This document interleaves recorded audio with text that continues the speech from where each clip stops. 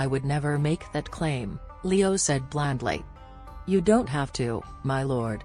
The claim has often been made on your behalf. Will you deny it?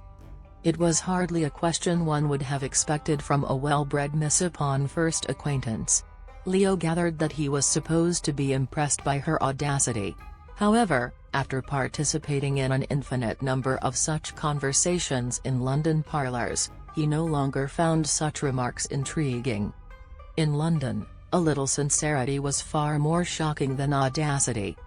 I wouldn't claim to be accomplished in the bedroom, he said. Merely competent. And women usually don't recognize the difference. Vanessa giggled. What makes one accomplished in the bedroom, my lord? Leo glanced at her without smiling. Love, of course. Without it, the entire business is merely a matter of technicalities. She looked disconcerted, but the flirtatious mask swiftly reappeared. Oh, love is a passing thing. I may be young, but I'm hardly naughty, so I've gathered, he said. Would you care to dance, Miss Darwin? That depends, my lord. On what? On whether you're competent or accomplished at it.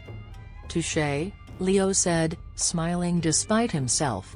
Upon being told by Amelia of the unanticipated arrival of Countess Ramsay and Vanessa Darvine, Catherine was filled with curiosity. Followed soon thereafter by gloom. Standing at the side of the room, she and Beatrix watched as Leo waltzed with Miss Darvine. They were a striking pair, Leo's dark handsomeness perfectly balanced by Miss Darvine's vibrant beauty. Leo was an excellent dancer, if a bit more athletic than graceful as he guided his partner around the room. And the skirts of Miss Darvine's blue-green gown swirled most becomingly, a fold of her skirts occasionally rapping against his legs from the motion of the waltz. Miss Darvine was quite beautiful, with glowing dark eyes and rich sable hair. She murmured something that elicited a grin from Leo. He looked charmed by her. Absolutely charmed. Catherine had a peculiar feeling in her stomach as she watched them, as if she had just swallowed a handful of tenpenny nails. Beatrix stood beside her and touched her back briefly, as if to offer comfort. Catherine felt a reversal of their usual roles, that instead of being the wise older companion, she was the one in need of reassurance and guidance. She tried to school her features into blankness. How attractive Miss Darvine is, she commented. I suppose, Beatrix said noncommittally. In fact, Catherine added in a glum tone, she's enchanting. Beatrix watched Leo and Miss Darvine with thoughtful blue eyes as they executed a perfect turn. I wouldn't say enchanting, I can't see one flaw. I can. Her elbows are knobby. Squinting through her spectacles, Catherine thought that perhaps Beatrix was right. They were a bit knobby. That's true, she said, feeling a tiny bit better. And doesn't her neck seem rather too long? She's a giraffe, Beatrix said with an emphatic nod. Catherine strained to see Leo's expression, wondering if he had noticed the abnormal length of Miss Darvine's neck. It didn't appear that he had. Your brother seems taken with her, she muttered. I'm sure he's merely being polite. He is never polite. He is when he wants something, Beatrix said. But that only sent Catherine plummeting into deeper gloom. Because the question of what Leo might want from the dark-haired beauty had no palatable answer. A young gentleman came to ask Beatrix to dance, and Catherine gave her permission. Sighing, she leaned back against the wall and let her thoughts wander. The ball was an unqualified success. Everyone was having a lovely time, the music was delightful, the food delicious, the evening neither too warm nor too cool. And Catherine was miserable. However, she was hardly going to let herself crumble like a dry tea cake. Forcing a pleasant expression to her face, she turned to make conversation with a pair of elderly women standing next to her. They were involved in an animated debate over the comparative merits of a chain stitch or a split stitch in outlining crewel embroidery. Trying to listen attentively, Catherine stood with her gloved fingers laced together. Miss Marks. She turned to the familiar masculine voice. Leo was there, breathtaking in the formal evening scheme of black and white, his blue eyes sparkling wickedly. "Would you do me the honor?" he asked, gesturing to the whirl of waltzing couples. He was asking her to dance, as he had once promised. Catherine blanched as she became aware of the multitude of gazes on them. It was one thing for the host of the evening to confer briefly with his sister's companion. It was something else entirely for him to dance with her. He knew it, and he didn't give a damn. "Go away," she said in a sharp whisper, her heart beating wildly. A faint smile touched his lips. "I can't. Everyone's watching. Are you going to give me a public set-down?" She could not embarrass him that way. It was a violation of etiquette to refuse a man's invitation to dance if it could have been construed that she didn't wish to dance with him personally. And yet to be the focus of attention, to set tongues wagging, it was contrary to every instinct for self-preservation. "Oh, why are you doing this?" she whispered again, desperate and furious, and yet, somewhere in the midst of her inner tumult, there was a tingle of delight. "Because I want to," he said, his smile widening. "And so do you." He was unforgivably arrogant. He also happened to be right. Which made her an idiot. If she said yes, she deserved whatever happened to her afterward. "Yes." Biting her lip, she took his arm and let him lead her toward the center of the room. "You could try smiling," Leo suggested. "You look like a prisoner being led to the gallows." "It feels more like a beheading," she said. "It's just one dance, Marks."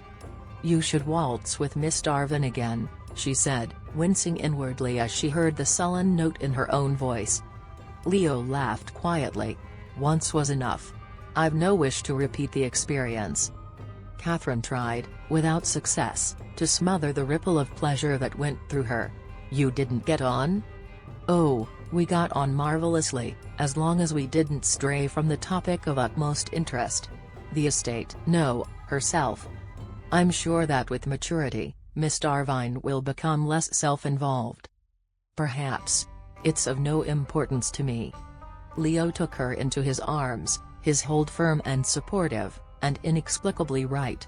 And an evening that had seemed so dreadful only moments before became so wonderful that Catherine was lightheaded. He held her, his right hand precisely against her shoulder blade, his left hand securing hers. Even through the layers of their gloves, she felt the thrill of contact. The dance began. In the waltz, the man was thoroughly in control of the timing, the pace, the sequence of steps. And Leo left Catherine no opportunity to falter. It was easy to follow him, every movement non-negotiable. There were moments in which they seemed almost to hover before sweeping into another series of turns. The music was an audible ache of yearning. Catherine was silent, afraid to break the spell, focusing only on the blue eyes above hers. And for the first time in her life, she was wholly happy. The dance lasted 3 minutes, perhaps 4. Catherine tried to collect every second and commit it to memory, so that in the future she could close her eyes and bring it all back. As the waltz ended on a sweet, high note, she found herself holding her breath, wishing it would go on just a little longer. Leo bowed and offered her his arm. "Thank you, my lord. It was lovely. Would you like to dance again?" "I'm afraid not. It would be scandalous. I'm not a guest, after all." "You're part of the family," Leo said. "You are very kind, my lord, but you know that's not true. I am a paid companion, which means—" She broke off as she became aware that someone, a man, was staring at her. Glancing in his direction, she saw a face that had haunted her in nightmares. The sight of him, a figure from the past she had managed to evade for so long, extorted every bit of calm she possessed and sent her into full-scale panic. Only her grip on Leo's arm kept her from doubling over as if she'd been kicked in the stomach. She tried to take a breath, and could only wheeze. "Marks?" Leo stopped and turned her to face him, looking down at her bleached face in concern. "What is it?" "A touch of the vapors," she managed to say. "It must have been the exertion of the dance." "Let me help you to a chair." "No." The man was still staring at her, recognition dawning on his features. She had to get away before he approached her. She swallowed hard against the biting pressure of tears welling in her eyes and throat. What might have been the happiest night of Catherine's life had abruptly become the worst. "It's over," she thought with bitter grief. Her life with the Hathaways had come to an end. She wanted to die. "What can I do?" Leo asked quietly. "Please, will you see to Beatrix, tell her." She couldn't finish. Shaking her head blindly, she walked out of the drawing room as quickly as possible. The exertions of the dance, my arse, Leo thought darkly. This was a woman who had moved a pile of rocks so that he could climb out of a pit. Whatever was bothering Catherine, it had nothing to do with the vapors. Glancing around the room with narrowed eyes, Leo saw a stillness amid the chattering crowd. Guy, Lord Latimer, was watching Catherine Marks as intently as Leo was. And as she left the drawing room, Latimer began to make his way to the open doorway as well. Leo scowled with the irritable awareness that the next time his family planned a ball or soiree, he was going to personally inspect the guest list. Had he known that Latimer would be invited, he would have drawn through the name with the darkest of ink. Latimer, at the age of approximately 40, had reached the stage of life at which a man could no longer be called a rake, which implied a certain youthful immaturity, but instead a roue, which had the flavor of middle-aged unseemliness. As next in line to an earldom, Latimer had little to occupy him, other than to wait for his father to die. In the meantime he had dedicated himself to the pursuit of vice and perversion. He expected others to clean up his messes, and he cared for no one's comfort but his own. The place in his chest where a heart should have been was as empty as a calabash gourd. He was wily, clever, and calculating, all in service of satisfying his own boundless needs. And Leo, in the depths of his despair over Laura Dillard, had tried his best to emulate him. Recalling the escapades he had been involved in with Latimer and his cadre of dissipated aristocrats, Leo felt distinctly unclean. Since his return from France, he had scrupulously avoided Latimer. However, Latimer's family was from the neighbouring county of Wiltshire, and it would have been impossible to steer clear of him forever. Seeing Beatrix approaching the side of the drawing room, Leo reached her in a few impatient strides and took her arm. "No more dancing for now, B," he murmured close to her ear. "Marks isn't available to watch over you." "Why not?" "I intend to find out. In the meantime, don't get into trouble." "What should I do?" "I don't know. Go to the refreshment table and eat something." "I'm not hungry." Beatrix heaved a sigh. "But I suppose one doesn't need to be hungry to eat." "Good girl," he muttered, and left the room swiftly. "Stop. Stop right there, I say." Catherine ignored the summons, keeping her head down as she hurried along a hallway toward the servants' stairwell. She was drowning in shame and fear. But she was also infuriated, thinking how monstrously unfair it was that this one man should keep ruining her life, over and over. She had known this would happen someday, that even though Latimer and the Hathaways moved in different circles, they would inevitably meet. But it had been worth the risk to be with the Hathaways, to feel that just for a little while, she had been part of a family. Latimer grabbed her arm with bruising force. Catherine whirled to face him, her entire body shaking. It surprised her to see the extent to which he had aged, his features blighted by coarse living. He was heavier, thick around the middle, and his ginger-colored hair was thinning. Most telling, his face had acquired the wizened look of habitual self-indulgence. "I don't know you, sir," she said coolly. "You are importunate." Latimer didn't let go of her arm. His devouring gaze made her feel polluted and ill. "I've never forgotten you. I looked for years. You went to another protector, didn't you?" His tongue emerged to swipe moistly over his lips, and his jaw worked as if he were preparing to unhook it and swallow her whole. "I wanted to be your first. I paid a bloody fortune for it." Catherine took a shivering breath. "Release me at once, or I'll—" "What are you doing here, dressed in a spinster's garb?" She looked away from him, battling tears. "I am employed by the Hathaway family. By Lord Ramsay." "That I can believe. Tell me what services you provide for Ramsay. Let go of me. Her voice was low and strained. Not on your life. Latimer drew her stiff body closer, his wine-soured breath wafting in her face. Revenge, he said softly, is the act of a despicable and petty character. Which is no doubt why I've always enjoyed it so much. What do you want revenge for? Catherine asked, despising him to the bottom of her soul. You lost nothing because of me. Except perhaps the merest fragment of pride, which you could easily afford. Latimer smiled. There's where you're mistaken. Pride is all I have. I'm quite sensitive about it, really. And I won't be satisfied until it's returned with interest. 8 years of compounded pride is a tidy sum, wouldn't you say? Catherine stared at him coldly. The last time she had seen him, she had been a 15-year-old girl with no resources, and no one to protect her. But Latimer had no idea that Harry Rutledge was her brother. Nor did it seem to have occurred to him that there might be other men who would dare to stand between him and what he wanted. You disgusting lecher, she said. I suppose the only way you can have a woman is to purchase one. Except that I'm not for sale. You were once, weren't you? Latimer asked idly. You were a costly piece, and I was assured that you were worth it. Obviously you're no virgin, being in service to Ramsay, but I'd still like a sample of what I paid for. I owe you nothing. Leave me alone. Latimer stunned her by smiling, his face softening. Come now, you do me a disservice. I'm not such a bad fellow. I can be generous. What does Ramsay pay you? I'll triple it. It would be no hardship, sharing my bed. I know a thing or two about pleasing a woman. I'm sure you know a great deal about pleasing yourself, she said, twisting in his grasp. Let go. Don't struggle, you'll make me hurt you. They were both so involved in their conflict that neither of them noticed the approach of a third party. Latimer. It was Leo's voice, severing the air like the quiet arc of a steel blade. If anyone were going to molest my servants, Latimer, it would be me.